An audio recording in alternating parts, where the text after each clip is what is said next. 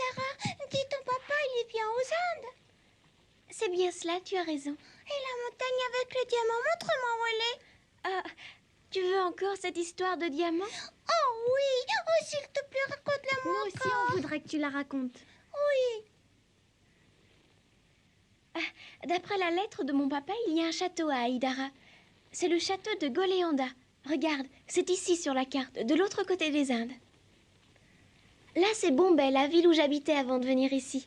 Alors c'est ce château qui est tout en diamant? Mais non, pas du tout. Le château de Goléanda n'est pas en diamant, il se trouve tout près de la mine de diamants. Oh, j'ai compris, maman Sarah. Alors c'est la montagne qui est pleine de diamants? Enfin, Lottie, montagne en diamant, ça n'existe pas. Oh, Oh, arrête donc de raconter telles idioties aux petites. Réfléchis un peu, Lottie. S'il existait vraiment des montagnes de diamants, tous les habitants de la Terre seraient très riches. Sarah est devenue complètement folle à force de raconter des histoires. Elle croit vraiment que son père possède des mines de diamants. Je n'invente rien, je ne fais que raconter ce que mon père a écrit dans sa dernière lettre. c'est vrai, tu sais, son papa, il est tellement riche qu'il a pu acheter toute une montagne de diamants. Toi, tu n'arrives même pas à imaginer comment c'est une montagne de diamants. Mais si, les diamants, je m'y connais. J'en ai sûrement vu plus souvent que toi parce que ma mère, elle en a plein des diamants. Elle a des boucles d'oreilles et des bagues avec des diamants si gros que la plupart des gens ne pourraient pas se les acheter avec leur salaire. Oh.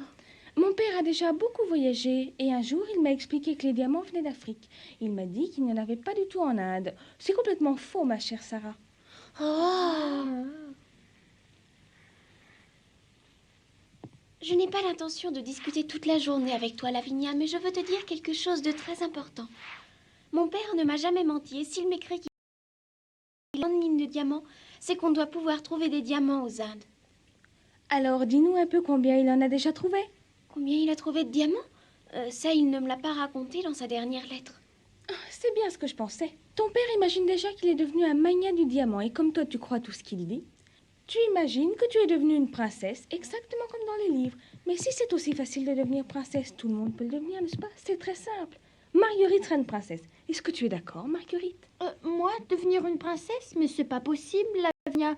Oh non, je suis trop grosse pour devenir une princesse. Vous avez entendu ce qu'a dit Marguerite? Comme elle est raisonnable. Voilà au moins quelqu'un qui se connaît bien. Sarah, elle a de l'imagination, mais elle ne se connaît pas. D'ailleurs, elle est beaucoup trop maigre pour être une princesse. Écoute-moi, Lavinia. Je vous écoute, princesse. N'importe laquelle d'entre nous peut s'imaginer être quelqu'un d'autre. C'est uniquement un problème d'imagination. Cela n'a rien à voir avec notre apparence extérieure. Il suffit de penser et d'agir en fonction de ce que l'on veut être. Ça, c'est une réponse digne de la responsable des élèves. Mais si ça peut te faire plaisir, continue donc de penser et d'agir comme si tu étais la fille d'un riche propriétaire de mines de diamants et de somptueux château. Tiens, j'ai une idée. Désormais, ma chère Sarah, j'aurai le très grand honneur de t'appeler la princesse Diamant. Rendez-vous compte. Oui, mes amis, nous avons le privilège d'avoir parmi nous une princesse. Notre école va devenir célèbre grâce à elle. Je vous en supplie, bonne princesse Diamant, quand vous serez devenue une riche reine là-bas dans votre pays, de grâce, n'oubliez pas vos pauvres petites compagnes de la pension de mademoiselle Mangin. Permettez-moi de me retirer.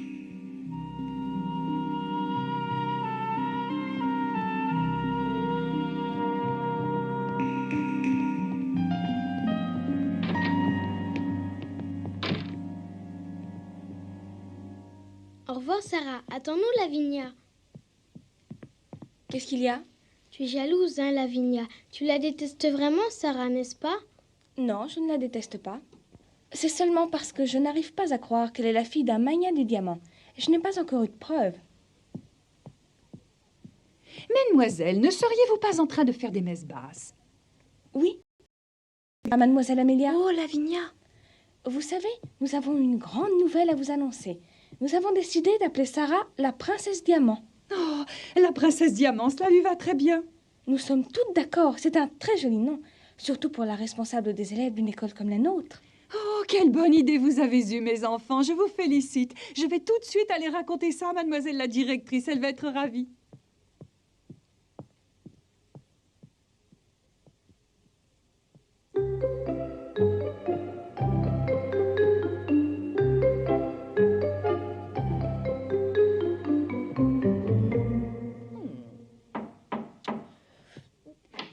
C'est incroyable. Incroyable! Vous avez entendu, ma chère sœur? Les élèves ont eu l'idée de nommer Sarah la princesse diamant. Je n'en reviens pas. Vous vous rendez compte, ma sœur, quelle chance extraordinaire nous avons d'accueillir dans notre école une véritable princesse. Oh, mon Dieu! Je vous en prie, Amélia. Calmez-vous un petit peu. Enfin, vous vous comportez comme une petite fille de 6 ans. Et je suis si contente pour elle. Ce n'est pas une raison. Nous exigeons une certaine tenue de la part de nos élèves. Vous devriez être la première à montrer l'exemple. En ce qui concerne cette belle histoire de mine de diamants, nous allons vérifier soigneusement si c'est une invention ou si c'est vrai. J'aime que les choses soient claires. Oui. Qui pourrait nous renseigner là-dessus? Je m'en veux de ne pas consulter Maître Barreau à son cabinet. En tant que chargé d'affaires de Monsieur Crew à Londres, il saura bien me dire si son client est propriétaire de mine de diamants. Oh oui, sûrement, ma chère sœur. Bon, je m'en vais. Amélia, je te confie la maison.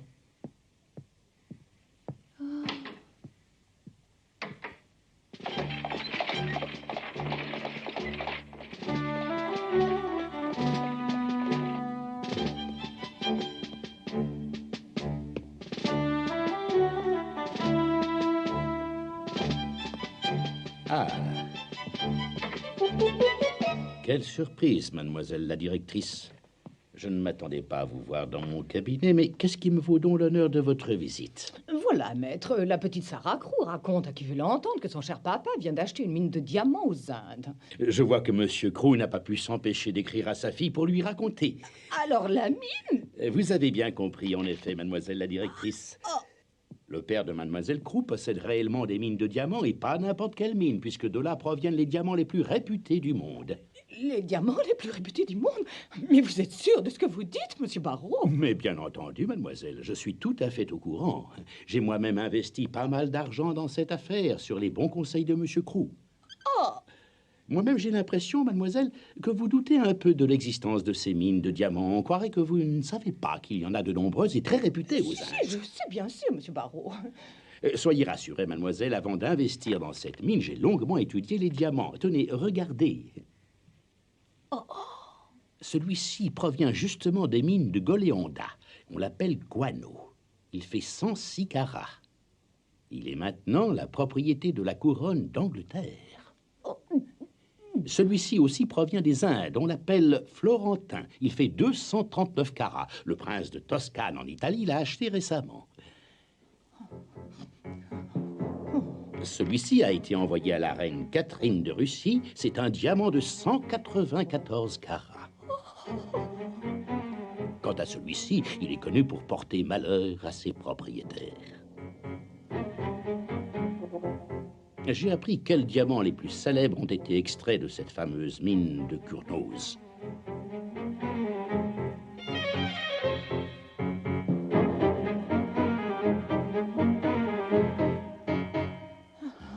Mais que vous arrive-t-il, mademoiselle? Vous ne vous sentez pas bien? Alors c'est vrai, le père de cet enfant est propriétaire d'une mine aussi importante? Tout ceci est absolument exact, mademoiselle. Vous rendez-vous compte de la chance que vous avez eue en recevant dans votre pension une jeune fille aussi fortunée que mademoiselle Crew?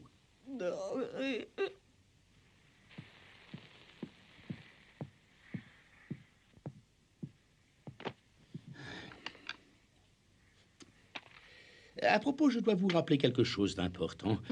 Dans son dernier courrier, Monsieur Crew m'a signalé le prochain anniversaire de sa petite Sarah.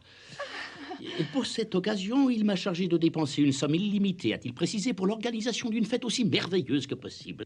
Il va donc falloir lui offrir de magnifiques cadeaux comme elle a toujours eu depuis son plus jeune âge. C'est un ordre de son père. Je vous saurai gré de prévoir une fête fastueuse pour ce grand jour. Bien entendu, vous m'enverrez les factures.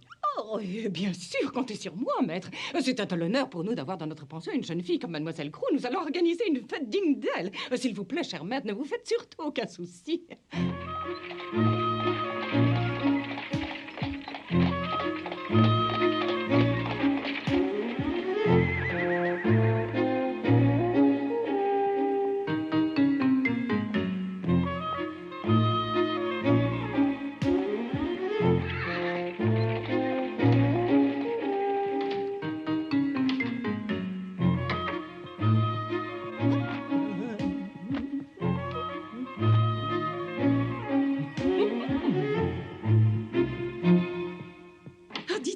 sœur, dites-moi, je vous en supplie, alors, cette histoire de mine de diamants, Maître Baron vous a-t-il dit qu'elle était vraie?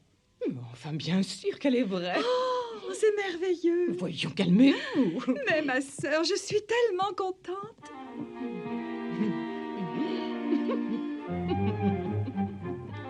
Quelle chance magnifique nous avons d'avoir parmi les élèves de notre pension la princesse Diamant.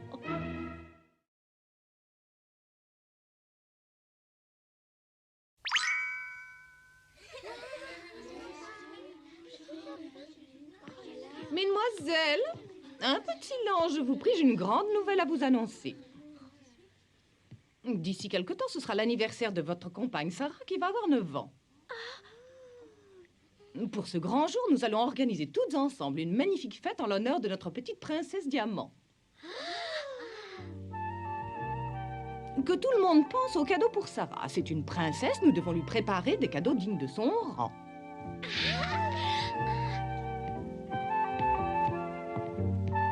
Moi-même, en tant que directrice, j'ai l'intention de faire tout pour que Sarah soit contente. D'ailleurs, Sarah, je voudrais vous en parler tout de suite. Vous allez me dire si mon idée vous ferait plaisir. Suivez-moi, je vous prie. Oui, mademoiselle la directrice.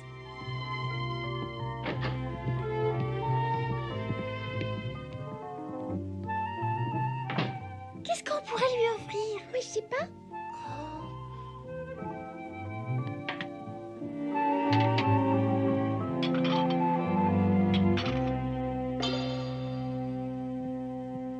Ma chère enfant, pour vous témoigner mon affection, j'ai l'intention de vous offrir pour votre anniversaire une magnifique robe de votre choix. Je vous remercie. Oh non, je vous en prie, pas de remerciements. Dites-moi plutôt si vous connaissez un excellent couturier. Soyez sans crainte, parlez. Non, je n'ai jamais entendu parler de ce genre de magasin à Londres. Oh, mais moi, j'en connais un. Je suis souvent passée devant un magasin de vêtements luxueux dans lequel je n'ai jamais osé entrer. Amélia, ce n'est pas à toi que je pose la question. Ce n'est pas ton anniversaire, mais celui de Sarah. Oh oui. Je me souviens très bien d'un magasin où j'étais allée avec mon papa. Très bien, mon enfant. Puisque cela vous fait plaisir, allons-y. Habillez-vous et faites préparer votre attelage. Oui, j'y vais tout de suite, mademoiselle Mangin.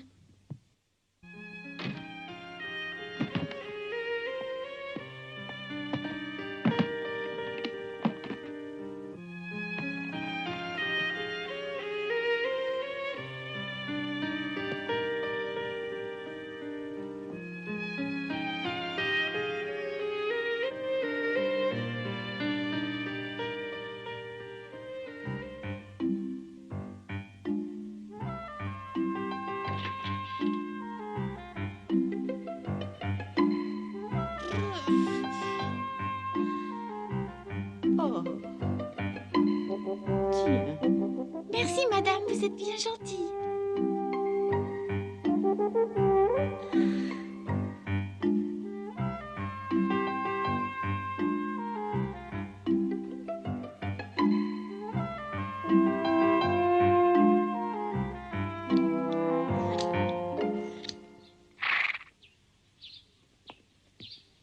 Dis-moi, Peter, te souviens-tu à quel endroit se trouve le magasin où nous avons acheté Émilie? Sûr, je m'en souviens. Conduis-nous là-bas, s'il te plaît. Très bien, mademoiselle. Allez, on y va. Ya!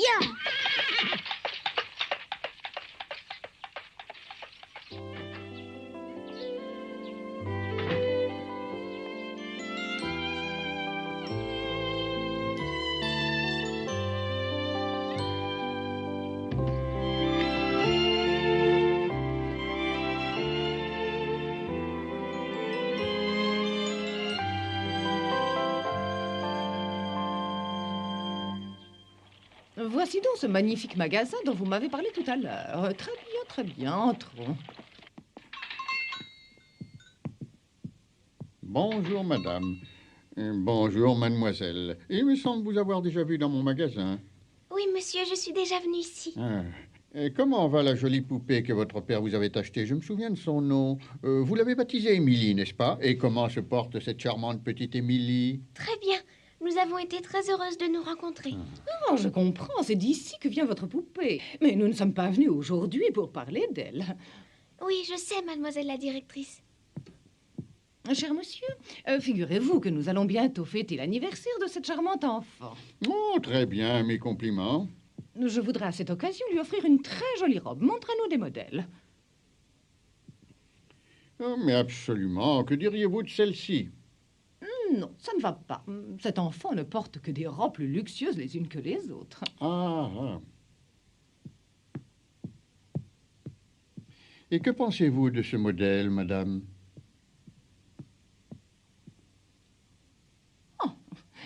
Monsieur, j'aurais dû vous dire avant que le père de mademoiselle possède une fortune considérable. Que nous avons l'honneur d'avoir sa fille dans notre pension, la princesse Sarah. Il faut donc nous présenter des robes dignes d'une princesse. Oh, je suis vraiment désolé, madame la directrice. Excusez-moi de vous contrarier, mais un vêtement d'enfant doit avant tout être confortable et simple. Si vous tenez absolument à ce que la robe coûte cher, vous pouvez toujours faire coudre des diamants autour du cou ou des poignets.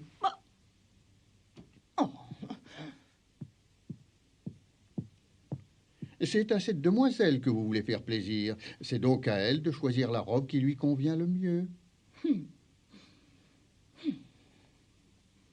Vous avez entendu, ma petite Sarah, ce que vient de dire le monsieur. Il ne vous reste donc plus qu'à choisir votre robe préférée et après nous irons chez le chausseur. Oui, merci, mademoiselle la directrice.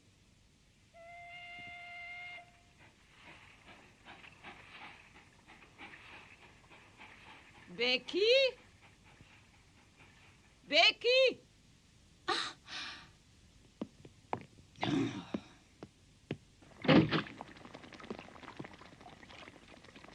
Je me demande bien où elle est passée encore. Oh, cette Becky! Becky! Becky!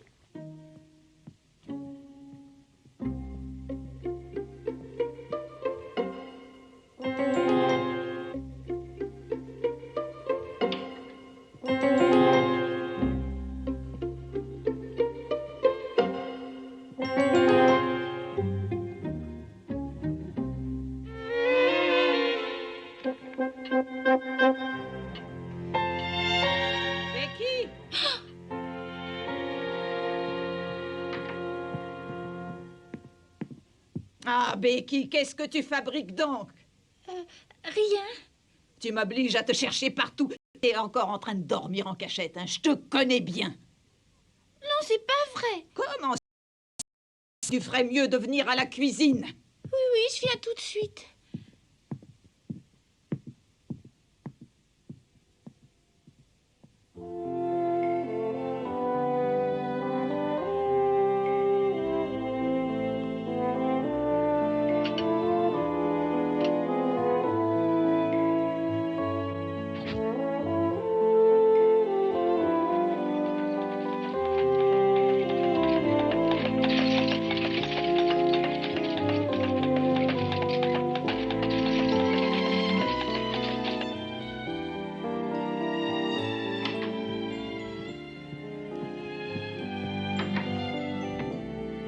Eh bien voilà, ma petite Sarah. J'espère que vous êtes satisfaite.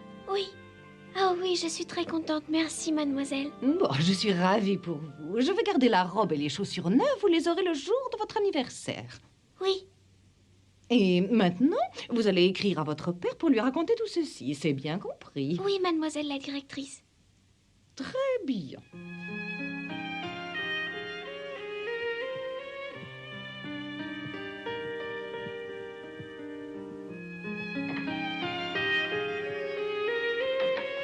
Sarah? Sarah?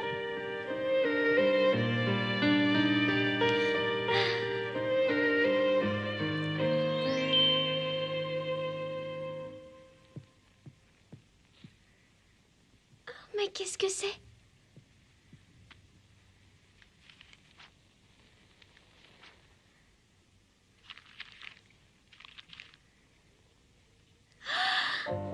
Quelle jolie porte-aiguille!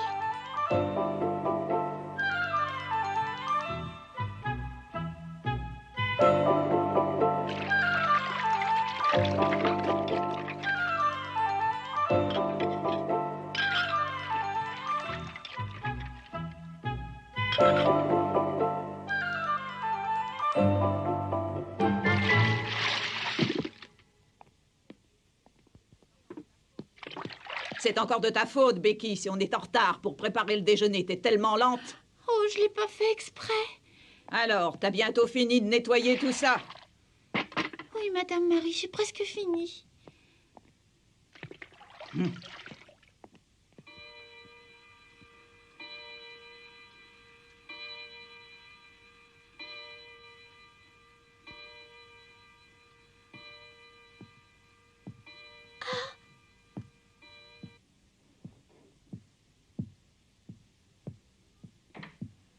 Dis-moi, Becky. Mademoiselle!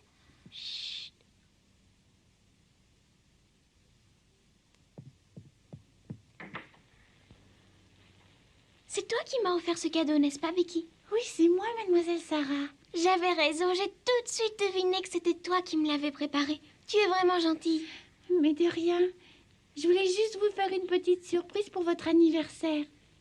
J'espère que ça vous a fait plaisir. Bien sûr, Becky, je suis très contente. C'est toi qui l'as fait, tu es vraiment très adroite. Moi aussi, je voulais vous faire un cadeau. Comme j'avais pas d'autre tissu, j'ai coupé mon châle pour le faire. Tu as coupé ton châle pour le faire. Oh, vous inquiétez pas, mademoiselle. Il fait plus doux maintenant, je risque pas d'avoir froid. Et d'abord, j'ai coupé seulement dans un coin. Quand je le plie, ça se voit pas. Becky.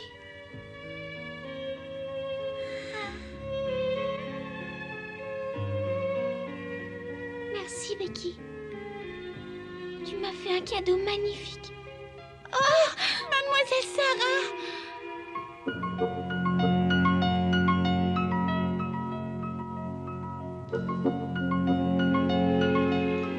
La gentillesse de Becky m'a émue jusqu'aux larmes. Son cadeau m'a fait bien plus plaisir que ceux de Mademoiselle Mangin.